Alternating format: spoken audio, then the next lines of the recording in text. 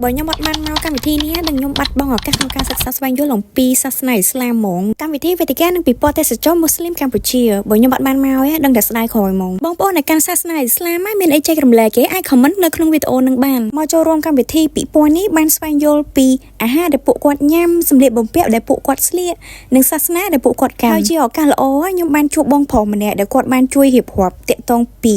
ជនជាតិតាមហើយជាមួយនឹងសាសនាអ៊ីស្លាមអូយគាត់និយាយក្បោះក្បាយខ្លាំងមែនតើគាត់បានផ្ដាំទៀតថាកុំភ្លេចប្រាប់បងប្អូននិងមិត្តភ័ក្តិមកលេងពិព័រណ៍របស់គាត់ផងនៅសល់មួយថ្ងៃទៀតថ្ងៃ11គាត់ចង់ឲ្យបងប្អូនខ្មែរយើងក៏មកសិក្សាស្វែងយល់ពីសាសនាដែលពួកគាត់កាន់ដែរគឺសាសនាអ៊ីស្លាមហ្នឹងឯងអានេះខ្ញុំនិយាយតាមគាត់ប្រាប់ទេណាគាត់ប្រាប់ថា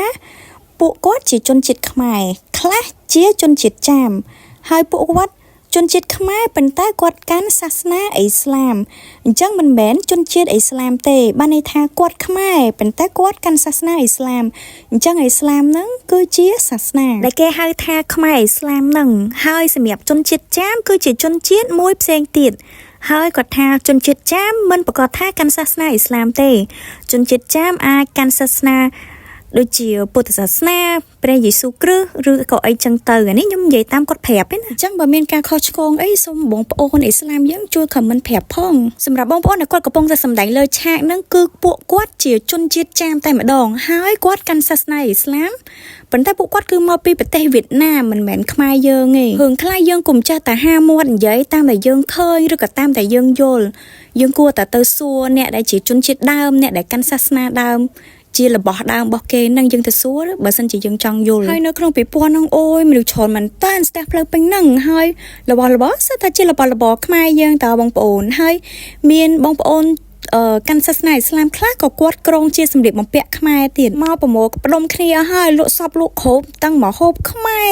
ទាំងសិល្បៈទាំងគ្រឿងក្បាច់អីមានទាំងអញ្ចឹងនៅសល់ថ្ងៃ11មួយថ្ងៃទៀតតាគាត់ថាគេមានសម្ដែង show មានអីទៀតអញ្ចឹងបើយើងចង់ស្វែងយល់ពីពួកគាត់ទេយើងអាចចូលរួមបានហើយយើងអាចស្លៀកពាក់ធម្មតាទៅអញ្ចឹងណាកុំឲ្យតែ sexy ពេកអញ្ចឹងទៅដើម្បីឲ្យចូលចំណោមគេចុះហើយដើរទៅក៏ចៃដន្យជួប